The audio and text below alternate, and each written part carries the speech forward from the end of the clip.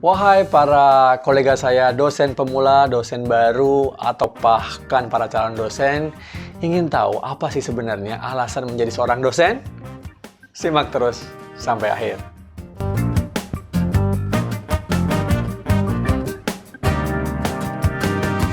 Selamat datang di Kamus Kita Viewpoint. Di channel ini kita membahas tentang karir dosen, tips dosen, dan kisah-kisah inspiratif dosen Indonesia untuk memajukan pendidikan tinggi di Indonesia dan pada akhirnya memajukan bangsa Indonesia.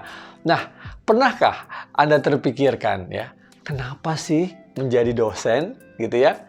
Sering Anda dengar ya, mungkin saya jadi dosen karena nggak ada kerjaan lain.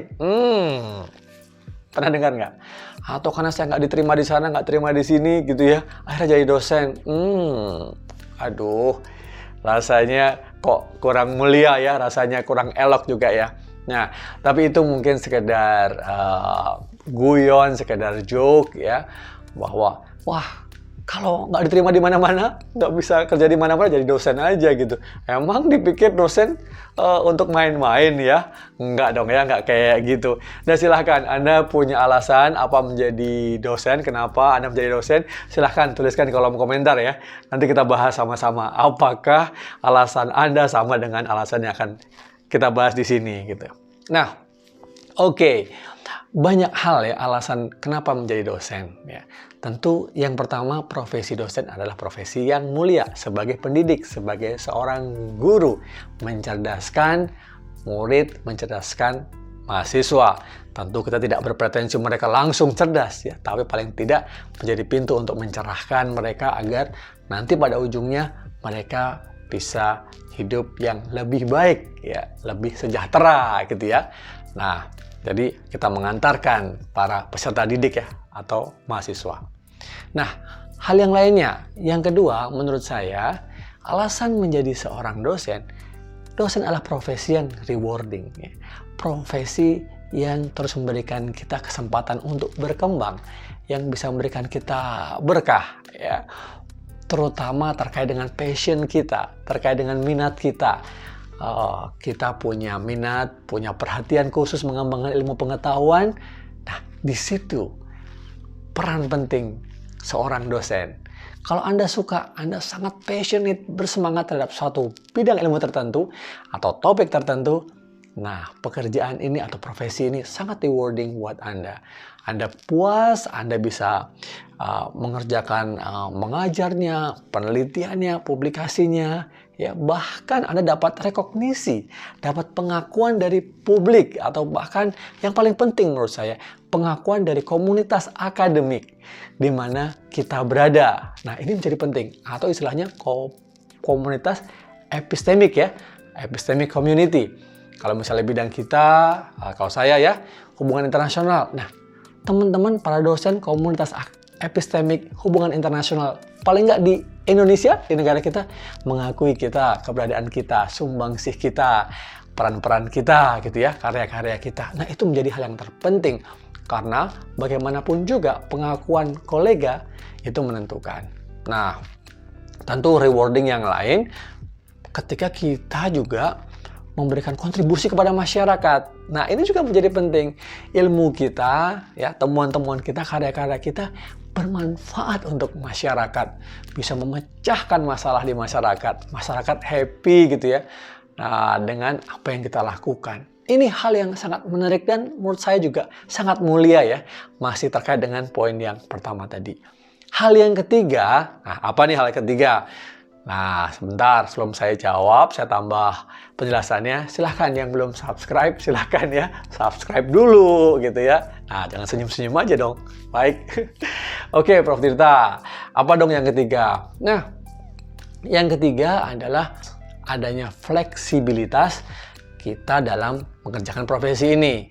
Nah, dosen ya, memang terbagi perannya macam-macam, tapi biasanya kan ya, utamanya mengajar, melakukan penelitian, publikasi, pengabdian kepada masyarakat gitu ya.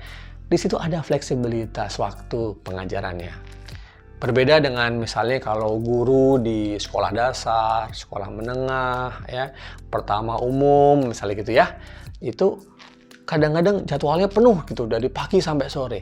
Tapi kalau dosen dalam hal ini hanya memiliki tugas yang di luar tugas struktural misalnya, Anda punya fleksibilitas waktu ya, untuk mengajar. Mungkin pengajar antara 8-12 SKS gitu ya. Masih ada hari-hari yang lain yang Anda bisa gunakan. Tadi tentu selain dalam Tridharma tadi ya, ada penelitian, publikasi, pengabdian masyarakat itu udah pasti.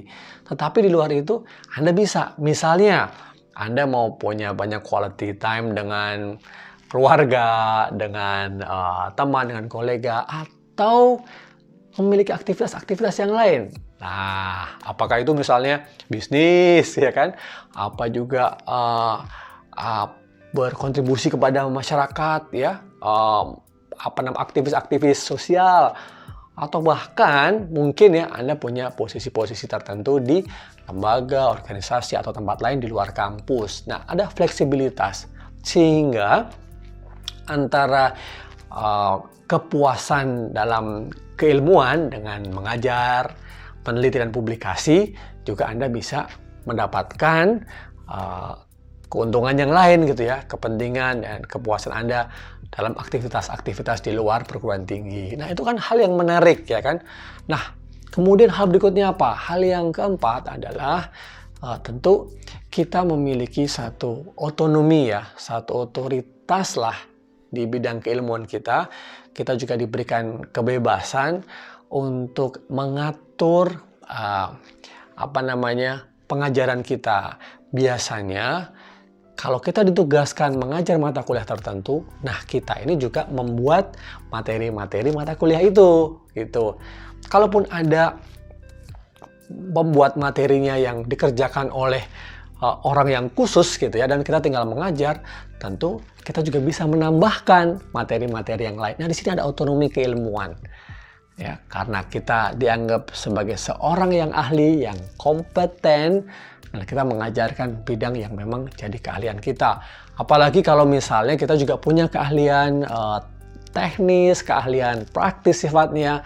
Nah, tentu akan sangat senang mahasiswa itu ya mendengarkan atau belajar tidak hanya soal teori gitu, tetapi juga hal-hal yang sifatnya praktis yang terjadi di lapangan, terjadi di dunia nyata, di industri, di lingkungan-lingkungan misalnya nasional, internasional bahkan, atau daerah gitu. Nah, di sini kita punya otonomi, kita bisa mengekspresikan ya, apa yang kita miliki. Yang kelima adalah kita bisa meneruskan penelitian kita. Ya, riset kita khusus di bidang yang kita tekuni atau bahkan riset di bidang-bidang yang baru. Nah, sangat menyenangkan. Selain tadi terkait dengan passion kita tadi, tapi ini spesifik kita misalnya mau meneliti sesuatu untuk menyelesaikan masalah bangsa, gitu ya, kalau sosial humaniora misalnya. Atau persoalan-persoalan misalnya yang di industri, atau persoalan-persoalan teknis di unit, lembaga, organisasi, kementerian, atau dimanapun. Nah, atau bahkan ilmu-ilmu basic science gitu ya, yang kemudian bisa mengarah kepada temuan-temuan yang sifatnya nanti aplikatif atau pengembangan. Nah, itu ya ada beberapa hal tadi yang sudah saya sampaikan, alasan-alasan ya kira-kira kenapa sih menjadi seorang dosen. Nah, bagaimana dengan Anda?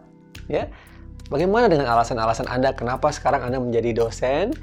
Mumpung masih menjadi dosen pemula atau dosen baru, setuju dengan pendapat saya ini?